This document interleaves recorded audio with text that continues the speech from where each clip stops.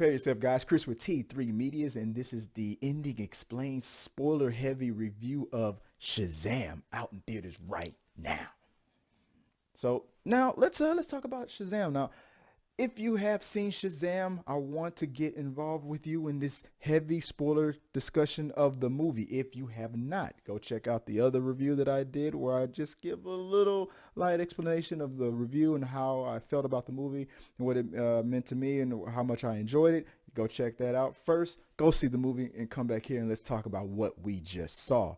So you just saw the movie and you are blown away with the whole Shazam family thing. It felt like a Vin Diesel heavy kind of a thing because it was all about the family, right? So let's talk about each character one by one. You Mark Strong, Dr. Savannah. Okay, so he gets those powers. He's all hella jealous. He wants to become the Shazam, get the powers of Shazam like he was supposed to get when like Lionel Luthor was driving the car, and he was rejected. So he spent his whole life dedicated on finding the portal back to Shazam, the magical realm where Shazam gets his powers from, and gaining all those powers, but working for those demons because he couldn't resist the evil temptation. Billy Batson was able to resist it, and now Levi is, Shazam.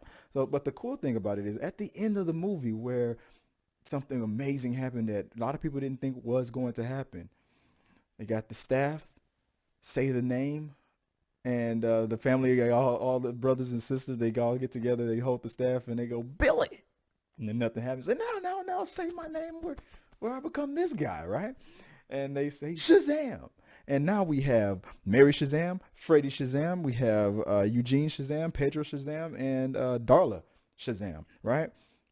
Totally unexpected. If you are a heavy fan of Shazam, which I was not, now going in, I knew that there were some other Shazams out there, but I didn't know it was his adopted brother and sister. So that was a total shock to me, and it was a pleasant surprise because I got to see the cast, and a lot of things surprised me about this. So let's talk about it. So first we have Mary Shazam, which was played by Michelle Bortha, and I thought that was weird because why didn't they just get the original girl? She seemed older enough. I mean, she's like what?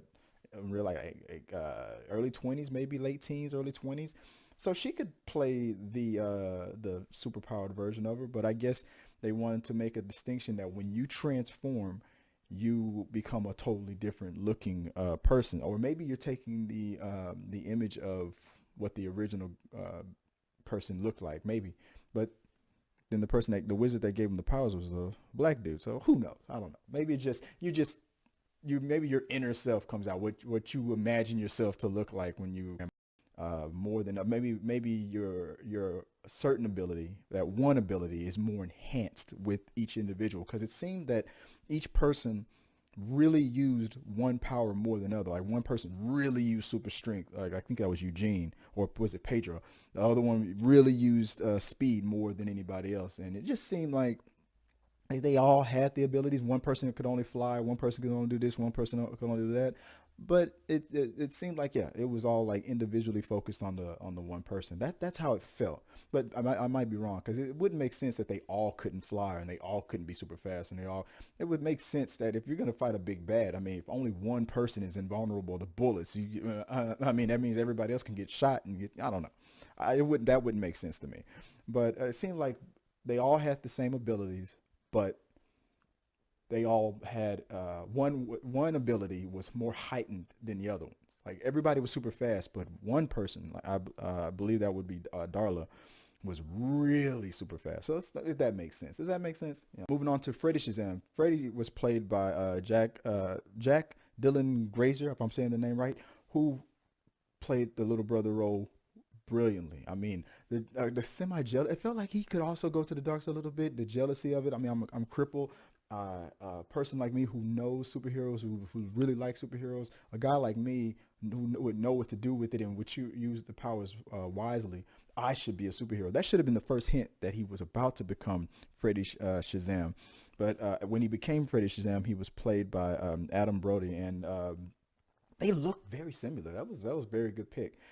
That Eugene Shazam was played by Ian Chin, and when he was in the Eugene Shazam role. He was played by Ross Butler, and that was the moment, if I'm remembering correctly. Remember, guys, it was like 2 weeks when I first saw this movie, but that was the moment where the big funny moment that happened that made everybody in the audience go crazy, because Eugene is a heavy gamer. He's a video gamer. So when he had the ability to throw lightning, he went Hadouken, and that was just, it was got the biggest pop and the biggest eruption in the theater. I loved it. But I was like, well, you got lightning abilities, dude. Why didn't you do the raid?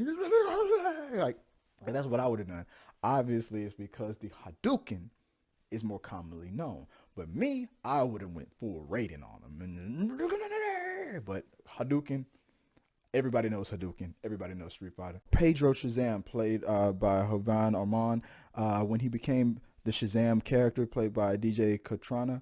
And I think he was mostly super strong. His inner self was a real, a bearded up, good looking guy, but very like roided up. So like, his inner self was like, dude, I was looking at him like, dude, yeah, all right, there you go, dude. Like he looked like a straight up wrestler. So it was funny to see how when he looked at himself in the Shazam, in the Pedro Shazam form, he was like, yeah, yeah, oh yeah, it's about to go down. Oh yeah, yeah, come on, bring it, yeah, talking all that mess, bring that noise now. So because he was very shy and very, low key with it a little bit, but his inner self, his inner Shazam, his inner Pedro, vote for Pedro self, was all like, yeah, this little girl, she stole the show, not once, but maybe two or three times, and especially when she transformed into Darla Shazam, Darla, Darla Shazam. But when she was just Darla, played by Faith Herman, little darling little girl, wanted to keep the secret, dying to tell, did a good job with it. Just a heartfelt little girl, made you just want to, if you have a daughter like me, just make you want to hug your daughter. Awesome job. But I was very happy when I saw Meagan Good playing that little girl in her Shazam, Darla Shazam role. Meagan Good has been deserving of a big movie like this to me for a while. Oh, love Meagan Good. Oh, man. Oh. And I was so happy to see when they transformed. I said, that first thing I noticed, is that Meagan Good? That was the first thing I said. And then this big smile came on my face, because I knew that she was gonna have to portray the Darla character the way Faith was doing it.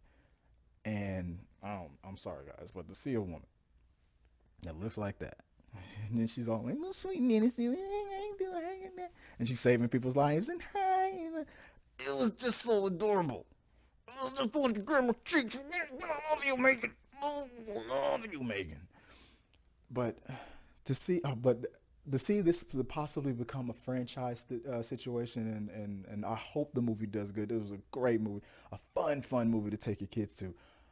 But to see that Meagan Good was there, oh man, it did something to me. I was like, yes, finally, I want this actress to get roles like this and and do more than just these types of movies. Would be just in little horror movies here and a little something there and this and that and the other. She's now with Warner Brothers. Thank you for bringing Meagan Good in there. You got her before Marvel could get her, so that was good on you guys. You got a good one. They call her Meagan Good for a reason. She's good, and I'm glad. I was so glad to have seen her in there. Perfect casting for this Shazam family. No Black Adam, not even a mention, not even a hint. There are were there two? There are two after credit scenes, or mid credit and after credit. They did them what Marvel does best with the two in credit situations, but both worth looking at. But the last one was just pretty much a joke on Aquaman, which we should have saw that Aquaman 2 April Fool's prank coming after you see the end credit for the that finally made more sense, right? So that joke was pretty spot on. But overall, man, the whole movie was great. I'm gonna go see it again. I'll probably check it out one more time in the theater, maybe, or maybe I'll just take my son. I definitely want my son to see this this is a comic book movie where you can take the family to go see. So if you have younger kids, there are some scenes that might be. Hey, look, there was some. So the monsters in there were pretty brutal in there that could rival some horror movies. I was wondering at one point, was this going to be going into a horror direction? But they kept it grounded to a point where you could take a small kid, maybe a certain maybe 8 years old and up, and enjoy this movie. It was good. It was good for a family. It was for the family. So Joe, check it out. Let's talk. What do you think about the big reveal at the end, the Shazam family? And tell me more. If you're a Shazam fan out there and you know a lot about a little about a lot of things about Shazam, let me know what some things I should be looking forward to as far as with Darla, Pedro, Eugene, Freddie, and Mary. And can you explain to me why they didn't just get Grace to just play Mary? Why did they recast? I guess it makes, I don't know. Let's talk about it. Tell me some more about it. Help me understand it. And until next time, guys. Peace. Whoa, whoa, whoa, whoa, whoa, whoa. Hey, before I forget, I'm not even wearing the same clothes. Doesn't even matter. Movie magic. Thanks for watching the video all the way to the end. Like if you like, share if you care, comment for a compliment, subscribe to the tribe. And if you want to know more about how you can send me a message and be a part of We Got Your Mail, that's coming up right here. Check this out.